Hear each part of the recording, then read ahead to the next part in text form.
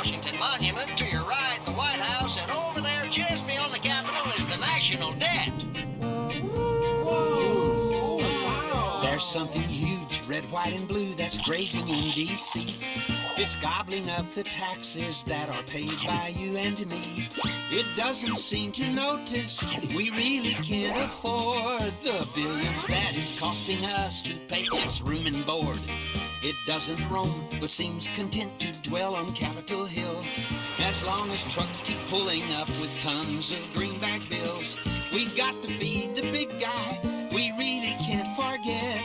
It has an awesome appetite, Tyrannosaurus debt. The debt was born in 1790 when our new government took over $75 billion the colonies spent in the Revolutionary War. We've got to feed the monster so it doesn't get upset. It's got an awesome appetite, Tyrannosaurus debt. Alexander Hamilton, our first Secretary of the Treasury, he's on the 10, you know, wanted a federal debt to provide a reason to establish taxes to support our new nation. The debt was young, they kept it small, they didn't know back then. In 1812, another war would make it grow again. By 66, the Civil War had cost the nation millions. The government in Washington now had a debt of billions. The Civil War ran up a debt of almost $3 billion that still wasn't paid off by World War I. We're spending money we don't have, or so it would appear. The deficit is that amount we overspend each year.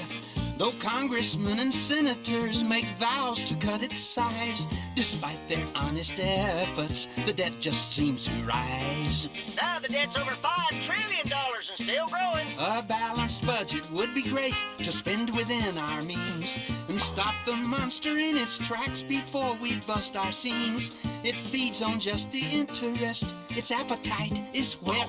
It never ever stops to rest. Tyrannosaurus debt. And this is the U.S. Treasury. It sells treasury bonds, bills and notes, and savings bonds to finance the debt. The U.S. government promises to pay the owner interest plus the value of each bond at a future date. We've got to try to tame the debt and bring it down to size. To let it grow unchecked like this is certainly unwise. The debt's a monster problem that we really can't ignore. I guess we should be grateful that it's not a carnivore. We got to keep on servicing our trillion-dollar pet. It's got a monster appetite, Tyrannosaurus debt. A fiscal misadventure with trillion-dollar dentures, Tyrannosaurus debt. Feeding time is all the time.